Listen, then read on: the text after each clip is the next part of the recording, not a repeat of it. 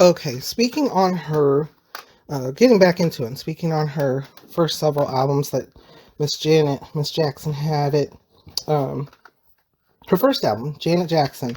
Now, I actually, I have to admit, I did not hear these actual albums. I knew of them back in Rhythm Nation, but I didn't actually take the time to go back and listen to them. Did I? Or did I? I can't remember. I can't remember if I did. I may have just like heard a song. What I mean is, I didn't listen to the whole album. I heard a song or two off of each one, but I didn't listen to the whole thing.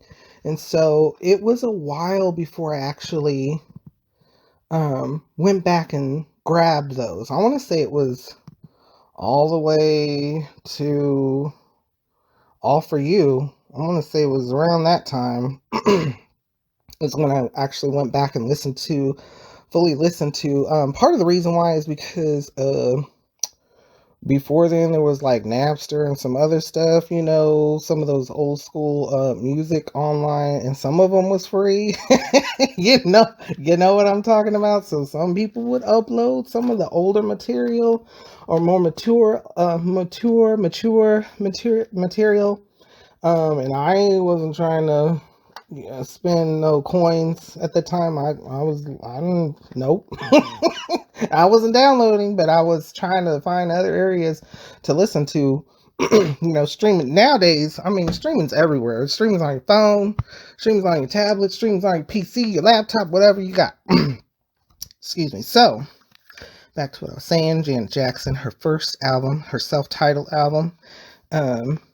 I listened to Young Love was the first song that I heard on the album. That was way back, I want to say during Rhythm Nation, when I was picking and choosing, like trying to hear, okay.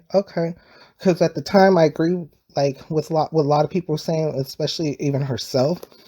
It wasn't songs that she was in control of. So she was singing songs. She was, putting Miss Janet on it.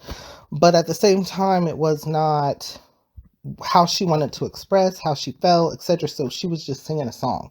We can all do that. We can all, somebody give us a lyric, or as long as you can hold a note, or as long as you can hold a tune, sing it. But in this case, so it just didn't really ever catch my eye. But when I went back to listen to it, because she was young at the time, and actually listened to the whole album, I was like, she actually had some vocals on there. Say You Do, was very good. She had that echo effect near the end. Um, You'll Never Find a Love Like Mine was kind of like a disco, I want to say, disco kind of groove. Young Love, again, that was more pop at the time. A little bit R&B. Love and My Best Friend, it's a slow track. I like it. Don't Mess Up This Good Thing. That one's kind of like a weird.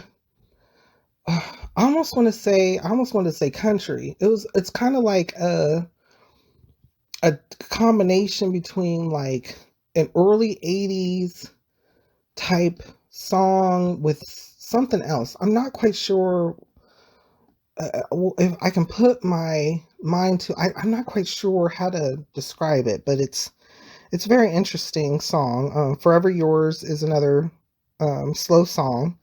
The Magic Is Working is kind of like similar to, um, I want to say, Young Love, but it's a little bit slower. Come Give Your Love to Me. Um, that one's that's the last song on her album. That one's okay. It's a little bit like a rocky, it's got the guitar in it. So this album, for overall, her vocals were good. The album overall was good. It was okay. It was good. Something that had a few pop hits, a little bit of this, a little bit of that, especially for that era.